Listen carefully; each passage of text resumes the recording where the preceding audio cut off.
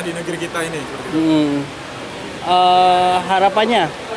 Ya harapannya semoga tahun depan kita bakal mengadakan lagi dan lebih besar lagi, dan insya Allah di hari ini akan datang menteri dari Ristek Dikti, dan semoga di tahun depan ada yang lebih lagi, ada yang lebih datang lagi mungkin dari Bapak Presiden atau bagaimanapun.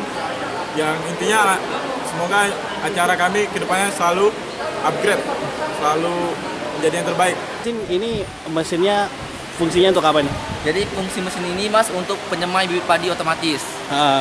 Adapun penyemai bibit padi otomatis ini menggunakan microcontroller Arduino yang ditambahkan IO-bit di sana untuk fungsi kontrolnya menggunakan handphone. Jadi ini fungsinya untuk mengurangkan kerja pada petani itu tersendiri, Mas.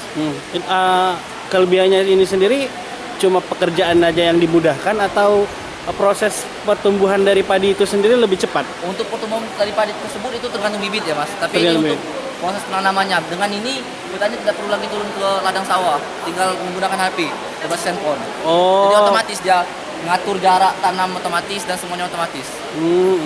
Jadi petani sudah kayak di Jepang kan, petani sekarang. Ini hanya prototipenya ya? Ya prototype Mas. Langkah selanjutnya seperti apa ini Mas? Langkah selanjutnya mungkin akan dikembangkan lagi untuk kedepannya. Belum ada untuk diproduksi massal untuk petani-petani Indonesia?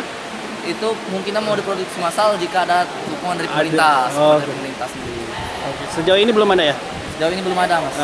Terima kasih. Tapi ini baru prototype Mas. Hah? Prototype. Iya baru prototype. Gambaran kecilnya ini. Terima kasih Mas ya. Terima kasih.